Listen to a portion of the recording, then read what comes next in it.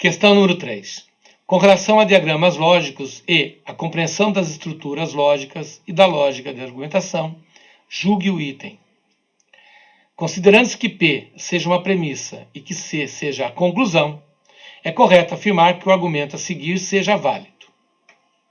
Premissa: X pertence à A união com B. Conclusão: X pertence à intersecção de A com B. Certo ou errado? Bom, então nós estamos diante de um argumento de uma única premissa e uma conclusão. Perfeito? Bom, o problema fala em A união com B, A intersecção com B. Então isso nos remete ao estudo dos conjuntos. Então vamos fazer o seguinte. Primeira providência. Premissa: X pertence à união de A com B. Então vamos desenhar dois conjuntos e fazer com que esses conjuntos sejam representados em forma de união.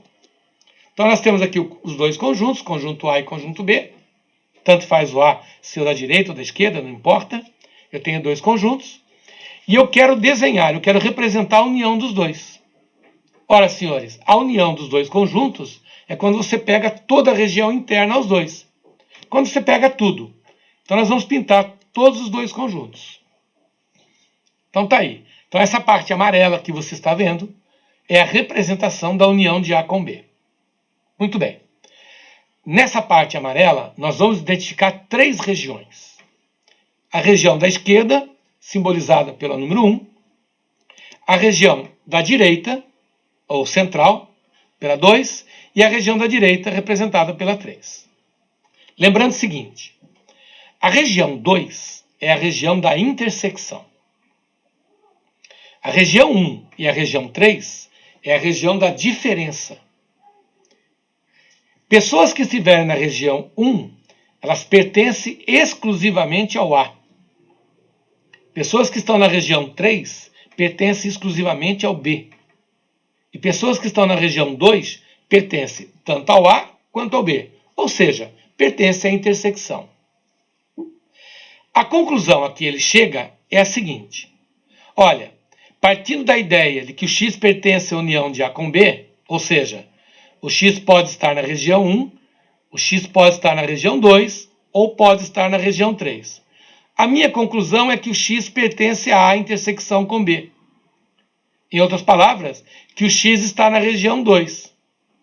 Ora, isso não é verdade. Pertencer à união é pertencer a cada uma dessas regiões. Pode ser a 1, pode ser a 2, pode ser a 3. O fato de pertencer à união não quer dizer que ele pertence à intersecção, porque ele pode estar na região 1 ou na região 3. Se ele estiver na 1 ou na 3, ele vai fazer parte da união, mas não fará parte da intersecção. Eu não posso afirmar categoricamente que o fato de pertencer à união fará com que ele pertença à intersecção. Repito, pertencer à união é estar na 1, ou na 2, ou na 3. Pode estar na 1? Sim. Pode estar na 2? Sim. Pode estar na 3? Sim. Então, eu não posso concluir que certamente ele vai estar na 2.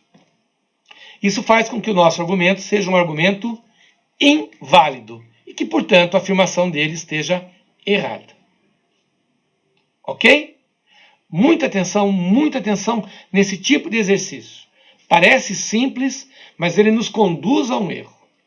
Pertencer à união é estar em qualquer uma das três regiões. O fato de estar na região 1 não me permite concluir que está na 2 ou vice-versa. Ok? Portanto, a questão número 3, ela está errada. Questão número 4. Considere os argumentos a seguir. Todos os peritos criminais receberão uma gratificação. Logo, alguns peritos criminais não receberão gratificação. 2. Médicos legistas estudaram na Universidade Federal do Pará ou na Universidade Estadual do Pará.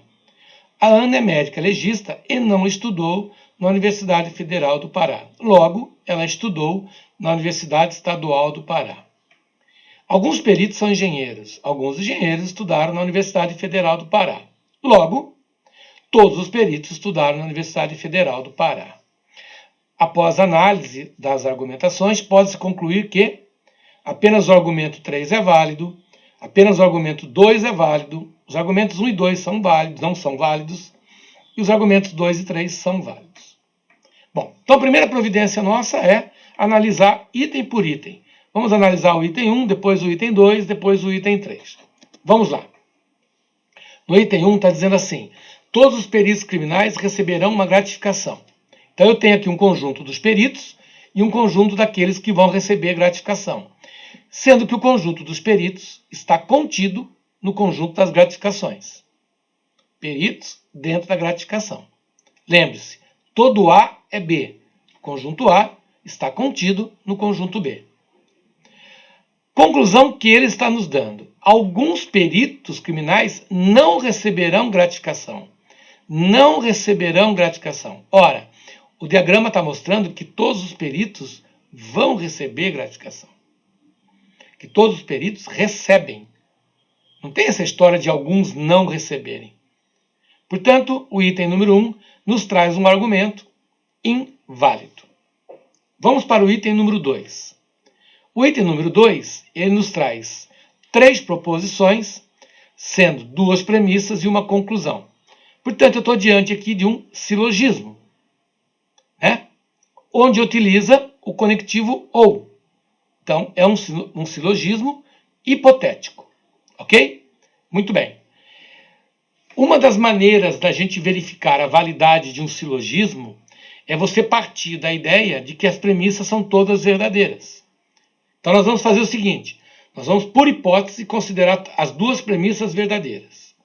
Se a conclusão der verdadeira, argumento válido. Caso contrário, argumento não válido. Então, eu vou partir da hipótese que as 2 premissas são verdadeiras.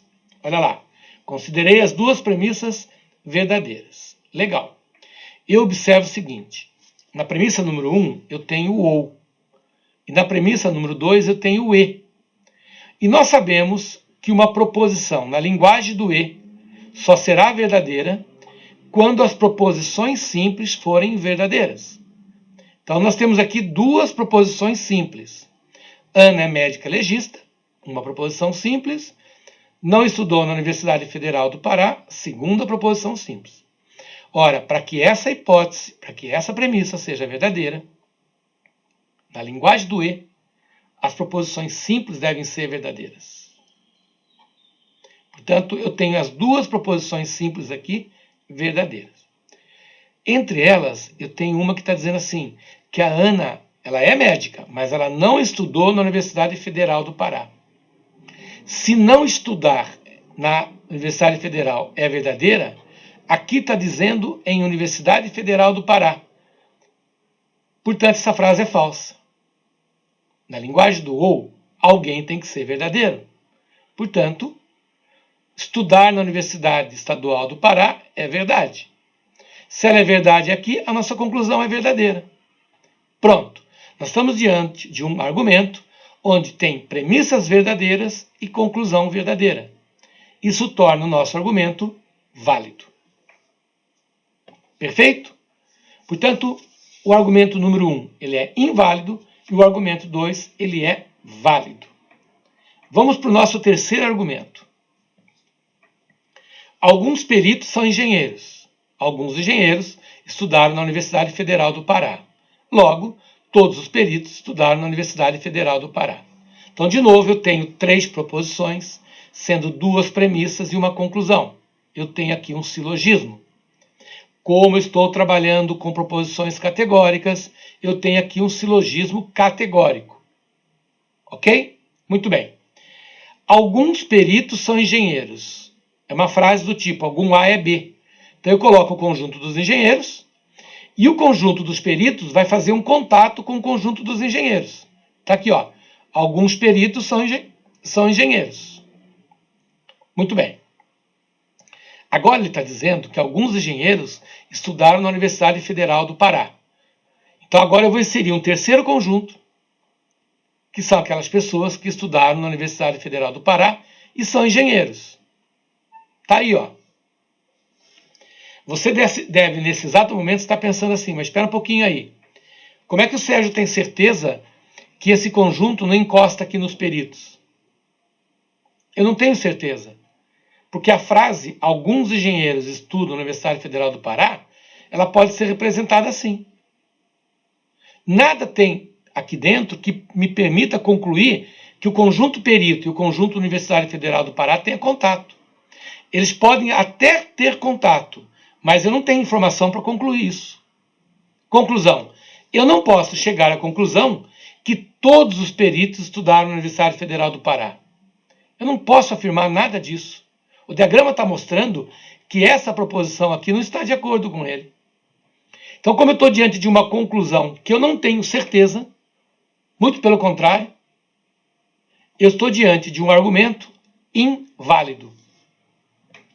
Portanto, o único argumento válido nessa questão foi o do item 2.